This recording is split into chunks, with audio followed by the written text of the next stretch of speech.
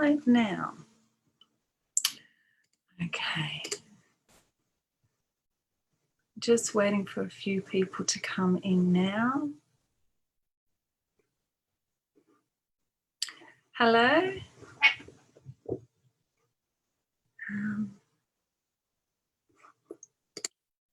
And we should be going live right now. Okay. Hello, if you're just joining. Hello. All right. I've just got to keep my eye on everybody's coming through. So welcome. Thanks for joining. If this is the first time that you're seeing me, my name's Zara Atwater, and thanks for joining me tonight. We've just got a few more people coming through that I'll keep on adding. All right, just while we're waiting a bit more. Just tell me in the chat box where you're calling in from. I'm in Sydney at the moment. I don't know if you're feeling the cold. It's quite cold here in Sydney at the moment. And I'll keep an eye on the live.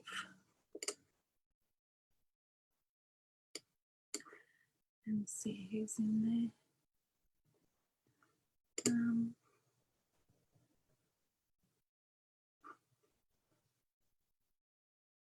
Okay, I hope that's going live. Yep, that looks like that's all working. All right, what I might do then is, while we're waiting for some people to come, I'll start sharing my screen so that you can see that, and hopefully we'll get a few people joining us soon enough. Some more people coming through. And where is... welcome Sharon, you're in the Central Coast. Great to have you on board. Okay. And we've got some comments coming through there. Great. All right, well, let's just get started. We've got a lot to cover tonight. I recently gave a talk on how to value ourselves and what creates conditional self-esteem. And in that talk, I touched a little bit on narcissistic behaviour. I just got to keep my eye on if other people are wanting to join. Okay. Sorry. So I touched a little bit on narcissism and why we attract emotionally unavailable partners. And a few of you asked me to share a bit more about narcissistic traits, how to stop a narcissist, and more importantly, how to extract ourselves from a narcissistic relationship in a way that's really healthy emotionally, right? So this talk is really in response to that. And let me say first up, I'm not a mental health professional. I have a perspective that I'm providing, which is just about helping women change their lives for the better. So what I'm giving you here is not a clinical diagnosis. It's what I've learned about narcissism and the difference between a bad person and bad chemistry in a relationship and someone who is just out to destroy another human being, someone who doesn't care about anybody but themselves and lacks any empathy. So I'm offering this information because I'm a coach. I'm a coach who specialises in helping women who have been betrayed and helping women who can recognise that they're repeating a behaviour pattern of attracting emotionally unavailable partners. I help facilitate a conversation towards their greatest human potential. Excuse me. Right, so I help facilitate a conversation towards their greatest human potential, enabling them to attract the love they deserve by being relationship ready with themselves first. Oy, there's always something going on here. So my examples will have that flavour about them, all right? So if you're just joining in the Facebook Live, welcome. And if you're on board with the call link tonight, that's great to have you on board. So this is just a little bit of an inspiration for us to be able to take off from. This is, if you don't let the past die, then it won't let you live. And acknowledging the pain and discomfort of our past is the journey to our own healing. We spend most of our adult life avoiding or acknowledging past traumas, yet not facing the truth of those events. It means that we continue to hold on to them, and it causes greater suffering holding on to something rather than letting it go and letting it die. And we just need to be able to move on from those. So that's the ebb and flow of life and a natural progression for our own development. Okay. So what am I going to talk about today? Well, what you're going to get from this talk tonight is about how to spot a narcissist. We're going to look at what narcissism really is. It's the dictionary definition. So how to spot it, and that really goes hand in hand, because once you can identify a narcissist and you know what to look for, you'll be empowered to make better choices for yourself. So this is about understanding what you might be doing to attract a narcissist without even realizing it, and the cycle of patterns it creates in your life, how it shows up. So it's the early red flags if you're starting to date again. And we're also going to look at how to identify narcissistic tendencies in a relationship. So this is about knowing what to do when you've spotted a narcissist, even if you're already in a relationship with a narcissist. We're going to look at exactly what you need to do once you've identified it as such. And these are the late red flags, how and where the long-term emotional abuse, and what to do to separate yourself that's in a healthy way for you. And what you might be doing to attract a narcissist. This is about the self-healing journey. We're going to look at how to prevent yourself from falling for another narcissist ever again. So even if you're in a relationship with a narcissist, I'm going to empower you tonight with the tools and tips necessary to break the cycle. This will be my step-by-step guide to help you separate from an unhealthy relationship by detecting the late red flags and begin your self-healing journey. So I'm also going to touch on the common thinking patterns that occur after the ending a relationship with a narcissist. And it's likely you'll have all sorts of hangover thoughts which feed into the belief that you're somehow not good enough. So we look at some of those thinking. And these are the thoughts that you hold on to, the things that you're not letting die, that you're holding on to and bringing with you into the next relationship. And it becomes the bedrock of why you continue to repeat the relationship patterns with the partners that you say you don't want. So let's just do a quick bit of housekeeping. Please take some notes. Grab a pen and paper if you haven't already.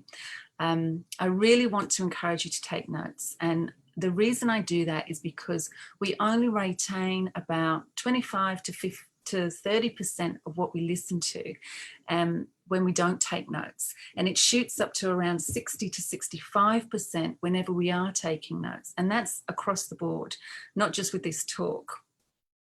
So don't make it any harder on yourself by trying to remember anything that piques your interest or could potentially change your life. It's more likely that you'll forget about 80% of what I'm going to share with you tonight, especially if you've had a long day, you're tired. So do yourself a favor and take some notes, even if they're just little bullet points. There'll be an opportunity at the end to go over any questions you might have. So make sure, you make notes of any of your insights or any sharings that you want to contribute with, so we can discuss that at the end. Also engage and support. As I share the content with you, let me know if anything is resonating. It's really encouraging to know how you're receiving this information. So make some comments in the chat box as we go. And if you're watching the replay, please share your thoughts as well. It helps others that are watching it later. So it's important that we support and connect our experiences on this. And this is a free space to do so. So please comment as we go. And just let me know that you're here. Keep the energy flowing. It gives me energy as I'm going as well. And then thirdly, just turn off any distractions, make some time for yourself. This isn't a super long talk, but it's packed with some real information that could change your life. So if you're here, be present. It might be the difference that makes the difference for you. And lastly, I want to acknowledge if you are here because you believe that you've suffered or are currently suffering at the hands of a narcissist, it takes courage to reach out, and being here is part of those first steps. It's likely that you're not the same upbeat person that you once were, and you're not thinking positive thoughts. So I just want to remind you that no matter what you've been through, I want to set the tone that I just want to set the tone that you absolutely get the most out of this, not just for this, but for the rest of your life, so that you can feel empowered and connected with like-minded people who want your support and will support you. So we all have a certain number of heartbeats, right? And we can forget that what we do with them is our choice. So I'm giving you my heartbeats now because I believe in you. By being here and listening to this lets me know that you're already ready to make some changes in your life and want something better. So what I hope you get out of this is the belief and understanding that you can have something better. So in honor of sharing your heartbeats with me now, let's not waste any time and get into it. Okay. So what is narcissistic personality disorder? Well, here's the clinical definition: a mental condition in which people have an inflated sense of their own importance, a deep need for excessive attention and admiration, troubled relationships, and a lack of empathy for others. So the key point here is that it's a mental condition, not just a mood swing or a fed up feeling. In order to feel important, a narcissist will actively seek out vulnerable and emotionally weaker people to themselves by demanding their attention and admiration without any empathy for how that behavior affects them or anyone else. So what's really interesting is that they need to be admired is actually, their need to be admired is actually masking a core belief that they don't like themselves very much. So I kind of think of this story as an analogy. If you imagine a dog, right? So imagine the dog wants to be a cat, running around and trying to get everyone to tell him he's a cat. When they tell him he's a cat, he feels validated as a cat. He praises and rewards the people who call him a cat, grooming them to keep calling him a cat. But no matter how many people tell him he's a cat, he still looks in the mirror and sees a dog. He hates the dog. He can't love the dog because he wants to be a cat. So he blames everyone else for failing to convince him he's a cat and finds another 100 odd people or whoever it is to tell him he's a cat. So do you see that no amount of love or validation or sympathy will fix this issue? So that's the kind of analogy about narcissism.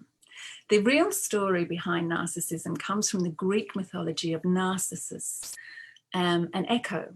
Narcissus loved everything beautiful.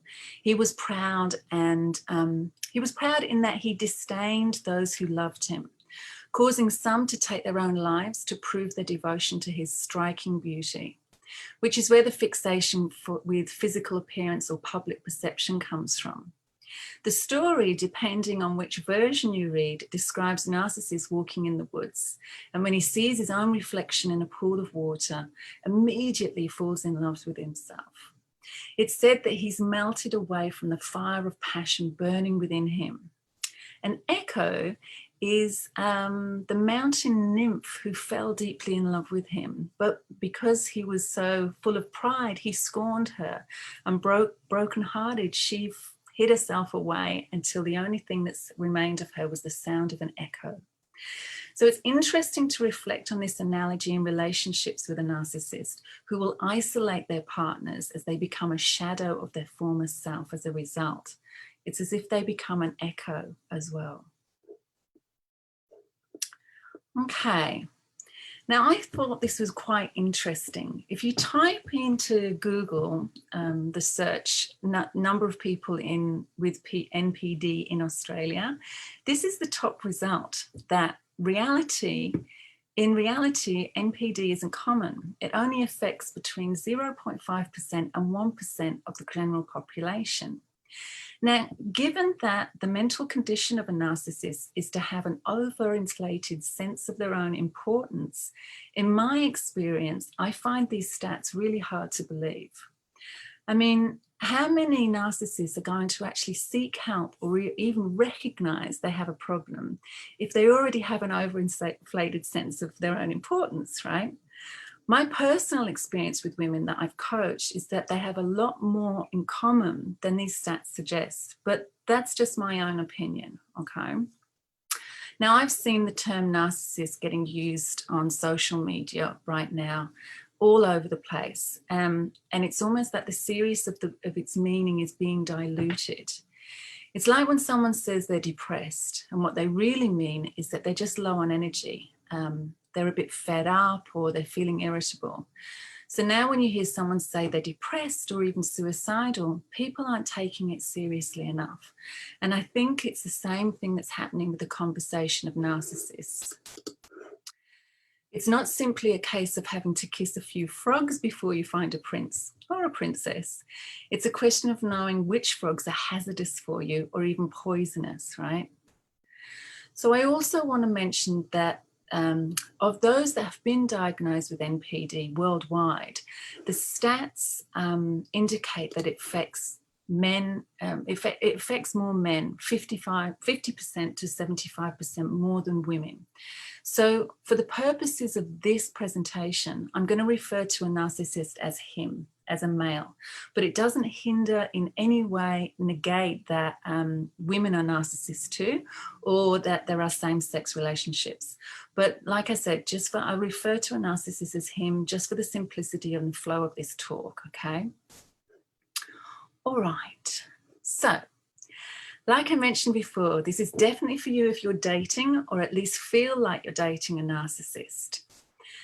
And this is especially important for someone in the beginning stages of a relationship. If you're seeing some things that make you think twice, but you're wondering if you're overreacting or thinking too much into it, if you're having any doubts that make you question things, if it's bringing up things that you felt before, things that you've noticed in a previous relationship, or even perhaps it reminds you of other male figures in your life, or a movie you saw, whatever. If you're getting a sense that something's not quite right, then this is for you. So secondly, the person who's already in a relationship with someone that you know for a fact is a narcissist, but you're not sure how to handle it, then this is also for you. And lastly, the person who knows that they've encountered a narcissist before and wants to make sure they never fall for one again. Those of you who want to stop repeating the pattern of attracting emotionally unavailable partners. If that's you, you're definitely in the right place. Okay, let me just have a sip of water. Okay, so let's go over some of the early red flags, all right? So this is for you if you're starting to go out on dates again, or perhaps you're in the early stages of a relationship.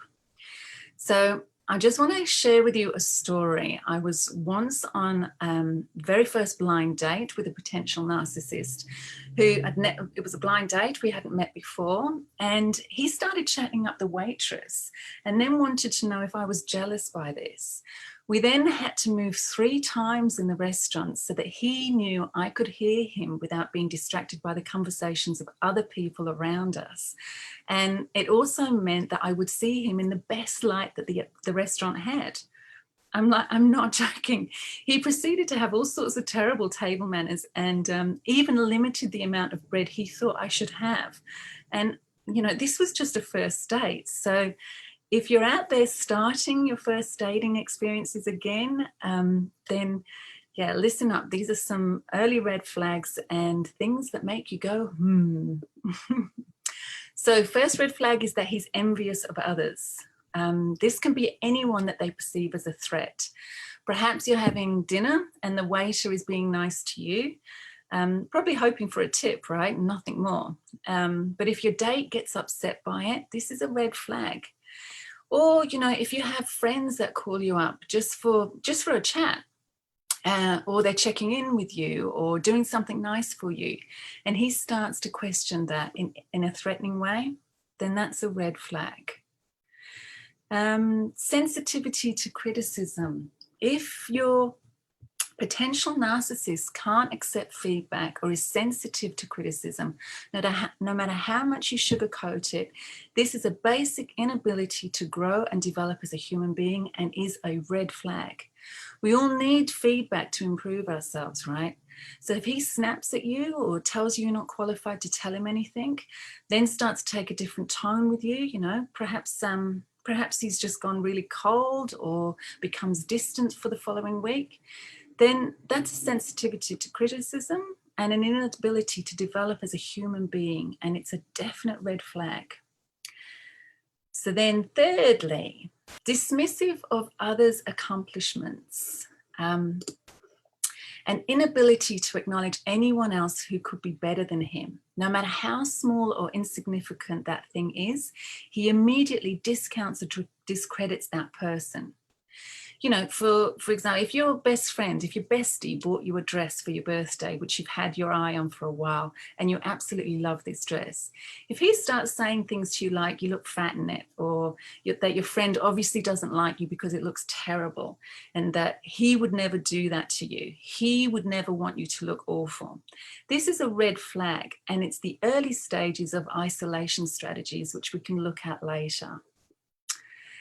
And then the strings attached. When there are strings attached to everything that he does, any kind act, this is when, whenever he does things for you, and it means that you owe him something in return. This is usually some form of adoration or compliment or acknowledgement of how amazing he is, or as literal as sexual favors, making him dinner, cleaning his clothes, cleaning his house, whatever he feels that he's owed for something that he's done to you. If you find that he's doing things for you with conditions attached, this is a red flag. Okay, values their time and no one else's. If he's impatient and can't wait for you, or gives you a sense that his time is more important than yours, which basically looks like, you're going to be late and he insists you have to let him know no matter what. And if you're late and you're unable to tell him, he flies off the handle and he expects you to be incredibly sorry. But whenever he's late, he doesn't let you know or give you any reason or any apology. And asking him why he's late makes him snap at you for even questioning things. You know what I'm talking about. So this is a red flag. And again, any lack of responsibility for their own actions, the kind of people that are never wrong. So if he is attempting to apologize to you for something, pay special attention to what he's actually saying. If he simply admits that he's wrong, then gives you a load of excuses or reasons why he did that thing that was wrong, this isn't an apology. This is not an apology or taking any real responsibility for his actions. He's simply blaming everyone else or the circumstances and not actually saying sorry.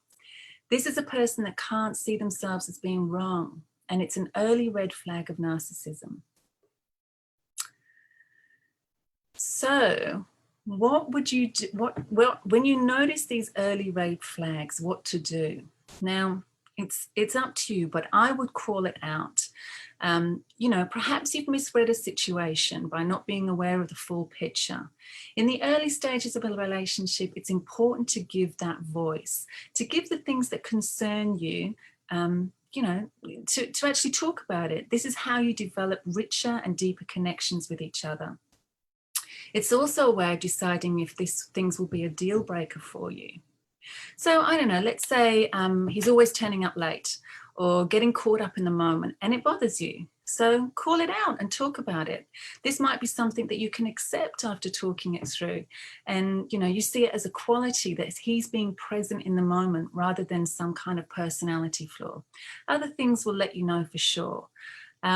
If you're able to discuss it and it's no big deal, you recognize that, you've got your own kind of flaws as well that he's accepting of, and that's important that he's accepting of them too.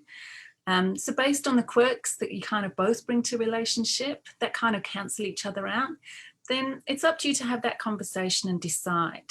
But if it's a deal breaker, this is where you have to set your own boundaries right from the get-go and communicate what it is that you need and why it's a deal breaker for you. Then this is the crucial part. Do not move forward physically or emotionally until that thing has been corrected for a minimum of 3 months. Now, why 3 months? Well, they say it takes 21 days to form a habit, right? But if we're talking sociology, it takes at least 13 to 14 weeks for a person to really shape their behavior. So if we're playing safe, and, let's face it, you need to be safe with your heart, right? You don't want to be playing Russian roulette with your emotions. And if you're heartbroken, your sanity can get broken and you may lose your ability to love or trust anybody else for the rest of your life. So ask yourself, how valuable is your time? How precious are your heartbeats that you would give them so freely to a person that hasn't corrected a toxic behavior? So this leads into the late red flags. I'm now talking to people who know they're dealing with a narcissist and are probably experiencing it as a reflection of some self-hatred at this point, like a deep core belief that you dislike yourself and you've started to believe the abuse. So you'll be dealing with some level of verbal or physical abuse, which basically amounts to a complete lack of empathy by your narcissist. To an outsider looking at your relationship, any abuse might seem obvious, but to the partner of a narcissist, it may have become accepted behavior, that they feel like they're deserving of it on some level, or they find excuses for it and palm it off as like a bad mood or a bad day. There's some plausible reason for it. Well, let me tell you straight up, there is no plausible reason for it. It's not a bad mood.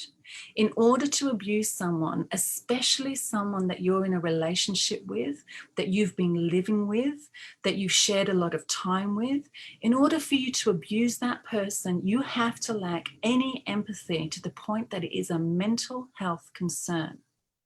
If you're making up excuses or rationalizing this behavior, you're only adding to your own abuse and you will need help changing your thinking patterns.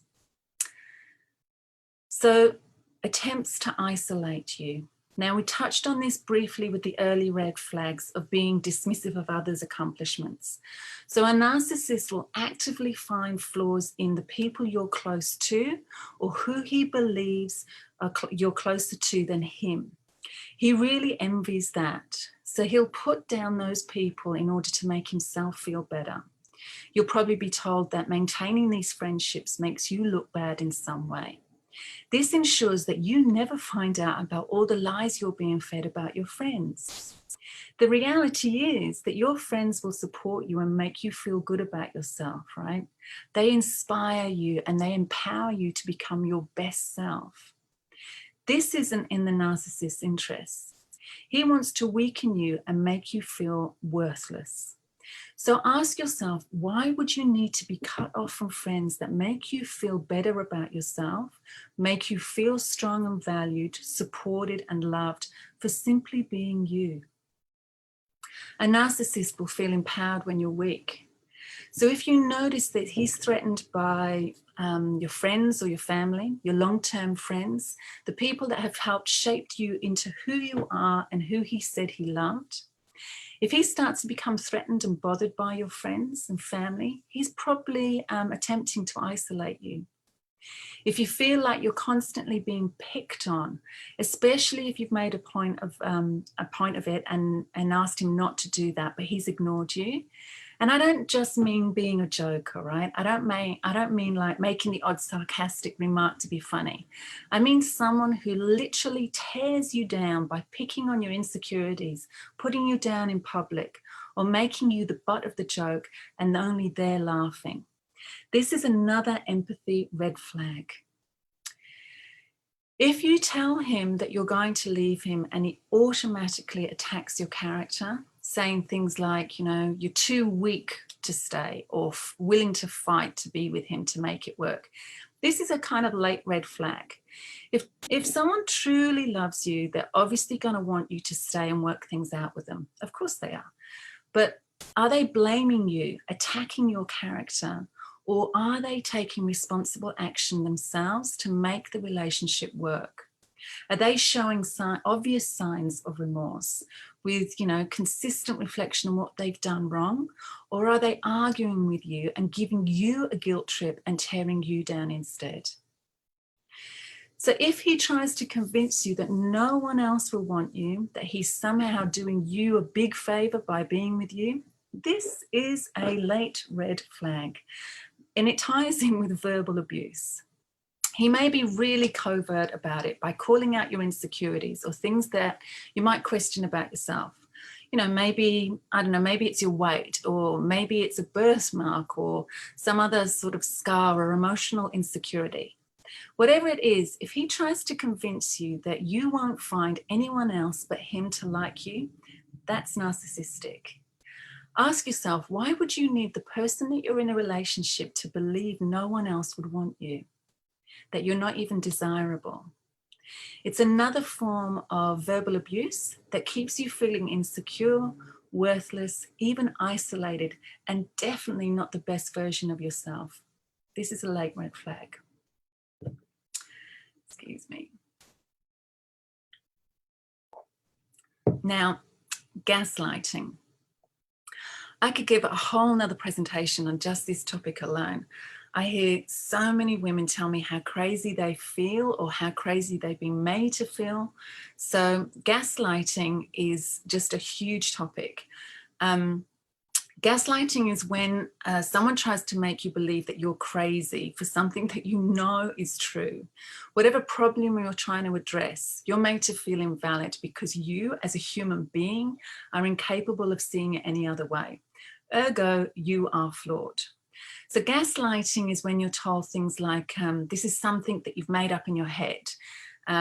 Have you ever had that kind of experience of trying to make a point about something that you know to be true, but end up questioning yourself to the point of wondering, if you did make it up, or, now you're beginning to wonder if you do jump to conclusions, or if you really always do that, if you're simply unable to let go of the past. And now, you begin to get unsure of what's real, because no matter what concern you have, it's an automatically invalid because it's a fundamental flaw with you in general. That's gaslighting. This deflection enables a narcissist to avoid taking any responsibility for their actions or listening to your concerns about them. The problem isn't with them, they make you believe it's with you. Now, has anybody ever had that happen to them? You want to let me know in the chat box, or maybe at the end if you've ever had that happen to you. I know I have. Okay, so these are some of the long-term side effects of staying in a relationship with a narcissist. To the experience of the late red flags is that your worth as a human being will be crashing to new lows. Any splinter of a thought that you've somehow not good enough will now be a core belief. The core belief will start to manifest in behaviors that are limiting and don't support your best self. Perhaps you've created, eating disorders or limited other bodily functions. I had a woman once tell me that her narcissist wouldn't let her do a number 2 in the bathroom. Apparently, real women don't poo. So this behavior sent her to the hospital, not once, but twice. So isolating from family and friends is another limiting behavior that enables a narcissist. He's likely fed you so many contradictory versions of reality that you no longer know what to believe and who to trust, which makes it impossible for you to make a decision, right? Makes it impossible to make any decision and trust that you'll be able to leave this unhealthy relationship. You become under-responsible for yourself, allowing fears and anxieties to take over, which leaves you doubting everything. From this emotional place, it's really hard to find the strength and the support needed to leave. But there is power in weakness. The narcissist has invested a lot of their time and effort to get you to this point. He needs you to be weak in order for him to thrive and to feel important. He needs you far more than you need him. And this is your superpower. When you realize the strength in that, the game changes.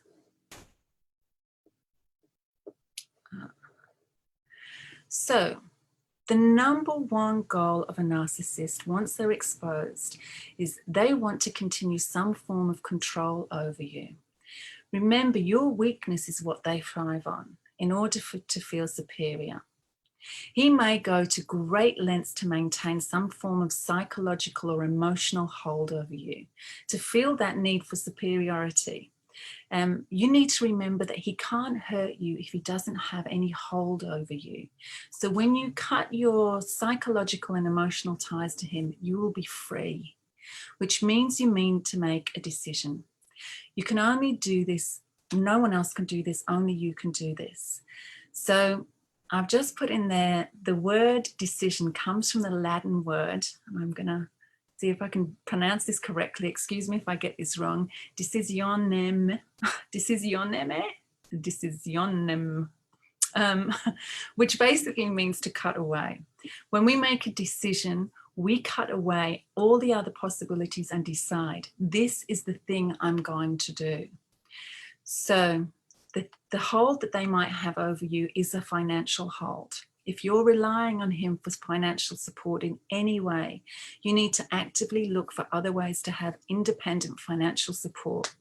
Start saving wherever you can, open a separate bank account, have a friend open an account for you. Do whatever you can in order to not need him financially.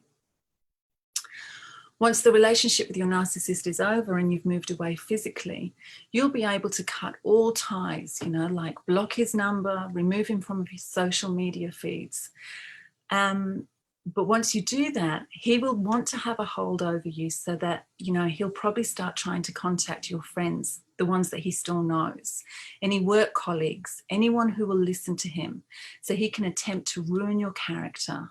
He just wants to keep his hook into you so that, you remain top of mind. His hook is going to be about ruining your reputation. And again, that's abuse and it lacks any empathy. So don't be hooked by it. If your narcissist has cheated on you and you want answers to a few questions in order to get some kind of closure for yourself, this is just another power struggle that ultimately lets him know he still has a hold over you. Any questions around, why did you do this to me? What made you do it? What did you see in her that you don't see in me? It enters into a kind of drama cycle that keeps you as the victim and him as the empowered one. Whatever he says to any of your questions isn't going to give you any closure. A narcissist doesn't have the empathy to give you the closure that you're seeking and will exploit it as an opportunity to control you again.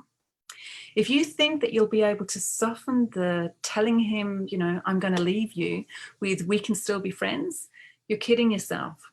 This is just another opportunity for the narcissist to keep an emotional hold over you and weaken your resolve.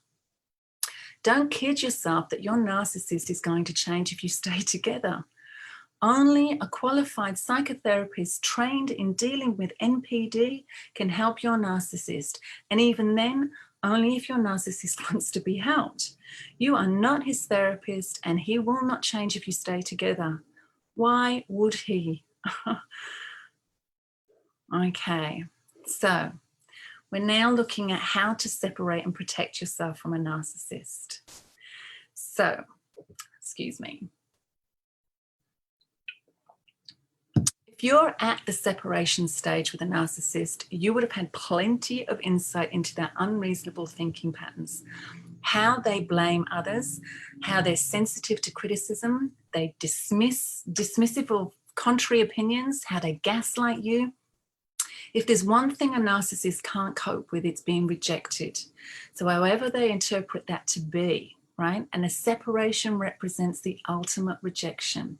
So you need to be prepared for all of their manipulative thinking and behaviors to be rolled up into one big toxic bundle. You're now negotiating with a highly volatile and unreasonable mental condition.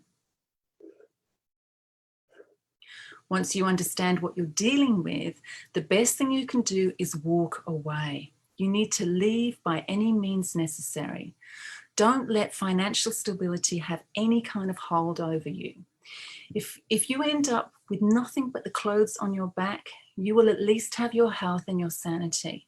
Money comes and goes. The things you became accustomed to in your relationship can be bought again. You'll be able to build those things up again when you're emotionally stronger and free of the narcissistic cancer that you're accommodating by staying. Leave. Stay with friends and family. Find support groups. By taking steps in this direction, help will become available. Listening to this talk now is a way of you reaching out and connecting. When you're engaging with your narcissist, you need to decide what you're willing to give attention to. I don't know, maybe you've got kids together that you need to co-parent, or maybe you're separating out the finances. Whatever you're doing, whatever you're trying to work through with a divorce, keep your conversation specific and don't entertain anything beyond what's absolutely necessary. If he doesn't honor your rules, end the conversation, hang up and walk away. This is how you get back control. The whole point of the narcissist breaking you down was to get you to the weakest point of version of yourself so that he'd be in control. You need to maintain a dynamic of being in control. So please understand, when I say you need to keep a control, I mean control of yourself and no one else. And this is important for your emotional stability moving forward, and it will fast track your healing process. So this flows on to the next point about setting boundaries and how to detach and sticking to them, right? This will enable you to extract your emotions and claim back the person you are, the person that's been hiding within you. So tell him when he can contact you and when he can't. Don't speak to him outside of these times. This is really important. Tell him when he can speak to you and what you're willing to discuss and nothing else. Again, hang up and walk away if this doesn't happen. By this point, it's likely that you'll be feeling fragile. You'll be feeling quite fragile at this time if you're walking into uncharted territory. I always think about having legs like a day-old foal. So it's super important to surround yourself with supportive friends and like-minded people who will understand you. Join groups on social media and be an active participant. Show others support and it will come back to you 1,000 times, and you're going to need that right now. You need to remind yourself of your true potential and have your confidence and self-esteem nurtured. Immerse yourself in resources that build you up and remind you how amazing you are.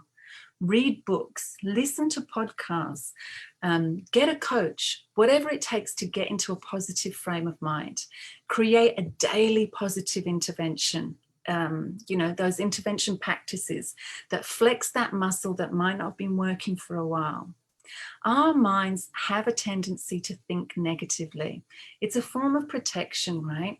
So you have to be intentional about the positivity that you want to attract in your life. Positive about the things that you want to attract and believe about yourself. There's a level of intention and focus behind that positivity, and it starts with the resources you're tapping into now, either paid or free. Now, I'm a big believer of investing and that I'm worth investing in. And the only thing that's stopping you believing you're worth investing in is you, right? Which brings me round to some of the self-belief hangover, right? So if we've now got to the stage where you've been able to leave your narcissist, you're going to have a few belief hangovers, self-belief hangovers. So these are some of the beliefs that can linger after a separation from a narcissist. And remember, the relationship dynamic of a narcissist is to keep you feeling weak so that they can feel superior, right? So they maintain this control by actively making you believe that you're not good enough, that you're flawed in some way, to the point that you might even start to dislike yourself. You failed, you weren't good enough, you should have tried harder. These beliefs are what create the repeated pattern of attracting emotionally unavailable narcissistic partners. And some of the things you might think are, you know, your narcissist, if you're checking on social media, photos of your narcissist with his new girlfriend, believing he's treating her better than you, he's not. This is the initial phase of a narcissistic dependency trap. This was the phase where you thought you'd met Mr. Right, remember? You need to block him immediately. So thinking number 2 is that you're never going to have any healthy, loving relationships. Of course you are. Give yourself some time. You just need to heal from your current thinking patterns. Don't go jumping into another relationship until you're ready. Become intentional about what you want. We touched on this before. Now is the time to deal with your stuff, nip it in the bud, and don't let these limiting beliefs linger. You're only creating long-term problems for yourself. Okay, thinking number 3, that narcissists are better lovers. I bet a narcissist told you that. Some are, some aren't. Being a narcissist has nothing to do with it. You need to learn the red flags. And we touched on this before. You can change your narcissist. No, you can't. The only person that can change a narcissist is a qualified psychologist in narcissistic personality disorder. The only thing that you have any control over is yourself. So start there and get intentional about it. Change yourself first. Okay, so you and your narcissist have had similar childhood woundings. This can be true. There is often a core belief that you both don't like each other very much. But the big difference is that you chose to go the caring and over-responsible route to find love. And he went this scary, unemotional way that lacks any empathy. It just means that you seek love in very different ways. Don't let him change you. So now we're looking at how you might be attracting a narcissist. So this is for you if you haven't dealt with your stuff from a previous narcissistic relationship and have started to date again. You have a negative outlook about men or women, and you imagine that you're on your first date with someone and you're telling them how vulnerable and hurt you were from your last relationship. Or perhaps you start talking about how bad some of the men have been in your life growing up. This is gold to a narcissist. The narcissist is going to realize that you have a high tolerance for toxicity and won't be fazed by his lack of empathy. A narcissist will interpret your negative outlook about men as something you're used to, as something that you have tolerated or come to accept. More significantly, it will let him know that you're not attracting any good men, which will only feed his own sense of importance. Then being overly appreciative or easily impressed. This is just, I see this all the time. At the very beginning of a relationship, are you overly appreciative of the little things? I mean, you know, the simple social, I don't mean the simple social etiquettes like please and thank you.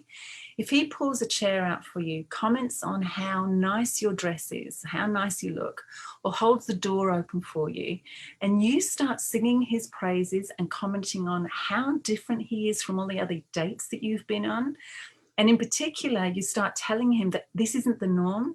When you do that, you cross the line from being mere appreciation to being overly and easily impressed. This is gold to a narcissist. It immediately puts a narcissist on a pedestal for not doing too much, and it makes them feel important. The narcissist will now believe either your standards in the past were really low, or you're used to being treated without much respect. So now, lack any real personal life.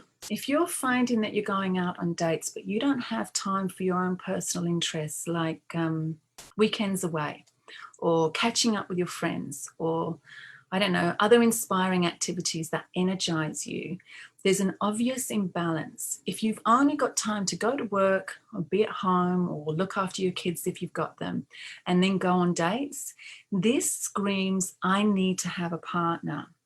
You might be waiting for a partner to enjoy and share all of those things with, but you're effectively saying that you're waiting for a partner to bring you happiness. This is gold to a narcissist. The narcissist will immediately recognize that you don't have a life outside of a partner. And the thing we know about narcissists is that they love to isolate. So those are some of the ways to catch yourself in the initial dating phase of what might be attracting a narcissist. And now this is about the law of attraction. This is how this might be showing up because we don't feel worthy. So it's the idea that like attracts like.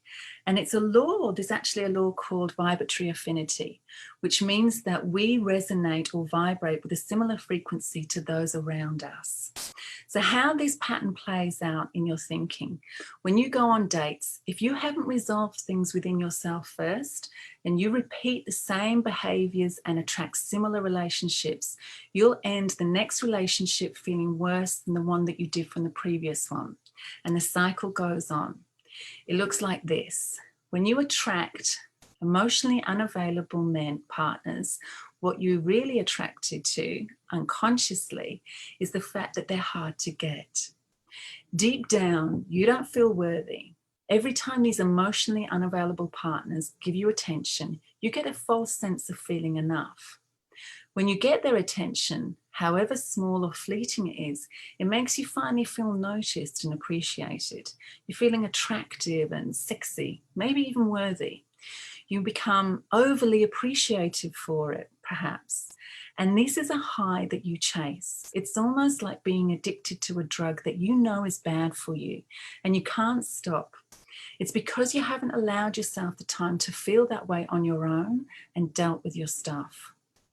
It becomes a vicious cycle that makes you feel more unworthy the next time they ignore you or show you no interest.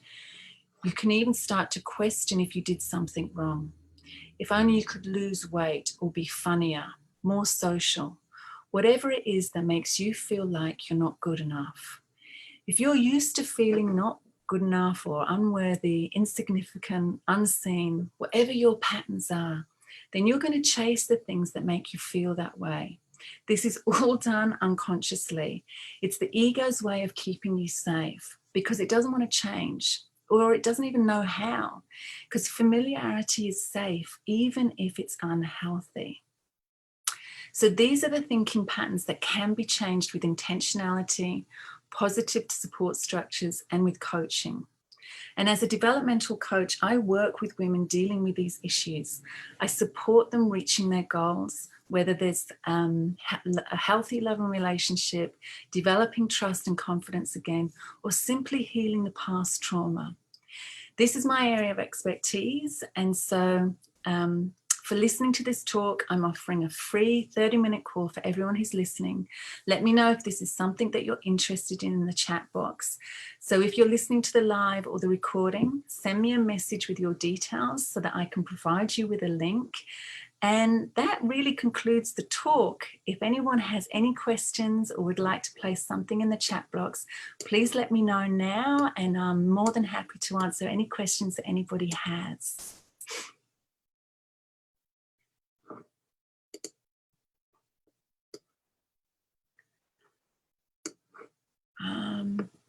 I'm isolated from friends. These girls are exposed, narc, spot on. He said no one else would want me in the floors. All my friends gaslighting lots of time. Many red flags. Right. Yep. Yep. Has anybody got any questions they'd like to ask? Would you like? I'll ask to I'll unmute you and see.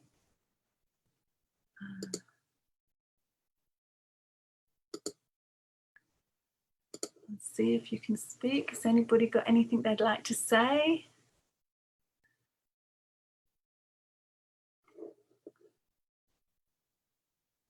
I'm not seeing any comments.